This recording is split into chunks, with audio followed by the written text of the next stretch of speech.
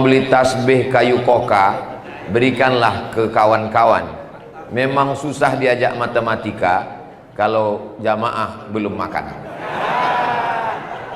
99 tahun.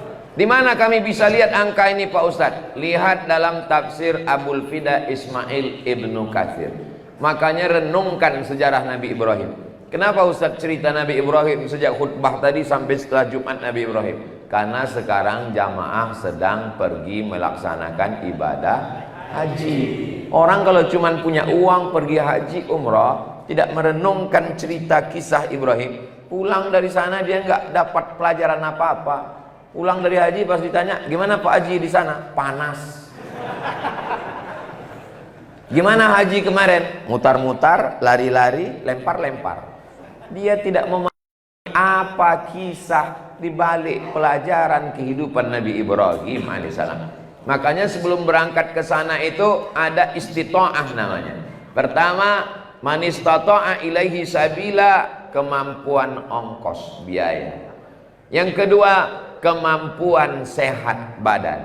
Yang ketiga, kemampuan ilmu pengetahuan. Yang keempat, kemampuan untuk mengamalkan.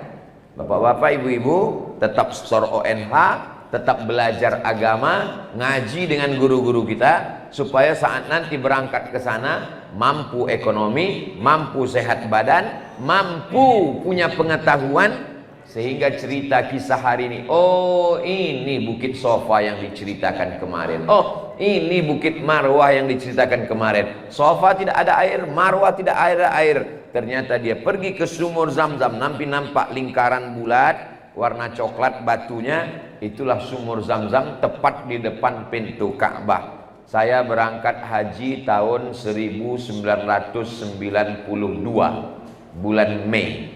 Sekarang 2024 bulan Mei.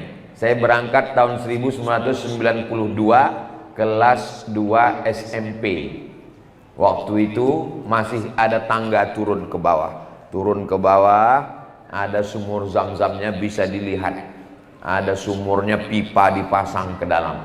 Sekarang sudah tidak ada lagi, ditutup karena dianggap tangga ke bawah ini menghalangi untuk orang tawaf. Tapi itu tidak mengurangi pengetahuan kita, karena tetap diberikan dia bulatan khusus sebagai penanda bahwa di bawah itu adalah sumur Zam-Zam. Apa pelajaran dari sini? Semua mulut manusia mengatakan kau tidak mungkin punya anak. Walaupun kau nikah lagi tidak akan mungkin punya anak. Tapi kalau Allah berkehendak, apa yang terjadi? Anak pinak turun menjadi nabi-nabi. Nabi Ibrahim punya anak namanya Ismail. Ismail turun ke bawah. Itulah dia Sayyidina Muhammad sallallahu alaihi wasallam. Punya ayah namanya Abdullah. Abdullah punya ayah namanya Abdul Muttalib. Abdul Muttalib punya ayah namanya Hashim. Hashim punya ayah namanya Abdi Manaf. Abdi Manaf punya ayah namanya Qusay, keturunan dari Adnan, keturunan dari Ismail, anak kandung dari Ibrahim alaihi salam, yang katanya tidak punya anak. Dan sampai hari ini orang bangga mengaku, kamu siapa? Saya keturunan Nabi Muhammad sallallahu alaihi wasallam. Kalau keturunan Nabi Muhammad berarti keturunan Nabi Ibrahim. Ini yang di hadapan saya ini, saya yakin semuanya ini pun keturunan Nabi Adam. Kalau ada yang tidak mengaku keturunan Nabi Adam, berarti keturunan monyet.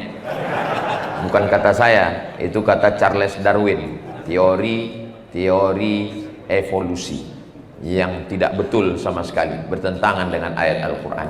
Itu dari jalur Ismail. Dari jalur Sarah melahirkan anak namanya Ishak. Ishak punya anak namanya Yakub. Yakub punya anak namanya Yusuf. Yusuf punya saudara namanya Yahuza. Cucu cicit keturunan Yahuza, itulah dia Yahudi. Sarah punya anak namanya Ishak.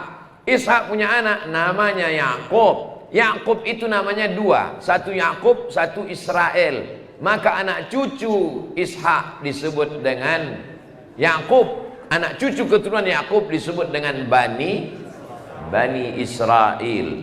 Bani Israel ada yang beriman, perempuan masuk Islam, menikah dengan Nabi. Jadi istri Nabi itu ada yang keturunan dari Yakub. Itulah perempuan namanya Sofiyah binti Huyai bin Akhtab. Orang Yahudi ini ada yang masuk Islam. Ketika Nabi datang ke kota Madinah, tala'al badru alaina min saniyatil wada. Orang melihat dari jauh. Ini laki-laki orang Yahudi namanya Husain. Husain melihat dari jauh. Dia mau ngelihat ini Nabi Muhammad ini betul Nabi atau Nabi palsu. Setelah dia lihat baik-baik, akhirnya dia mendekat. Sampai mendekat dia tanya beberapa pertanyaan. Habis itu dia yakin, dia bersyahadat. Dialah Yahudi pertama yang masuk Islam. Asyhadu an la ilaha illallah wa asyhadu anna Muhammadan Rasulullah. Namanya Husain. Namanya diganti Nabi menjadi Abdullah bin Salam. Setelah itu dia masuk ke rumah Nabi. Datang orang Yahudi.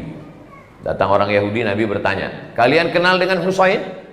Kata orang Yahudi, Husain ulama kami, bapaknya ulama kami, dia orang suci kami. Husain keturunan orang mulia, bapak moyangnya orang mulia. Kata Nabi, Husain sekarang berada di rumah saya dan dia sudah masuk Islam. Apa kata orang Yahudi? Husain penjahat kami, bapaknya orang paling jahat, nenek moyangnya pun paling jahat.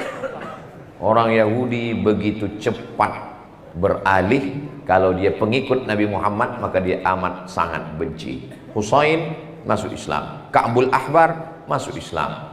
Mereka yang puncaknya imannya, benar keyakinannya, mereka akan bersyahadat asyhadu an la ilaha illallah wa asyhadu anna Muhammadan Rasulullah.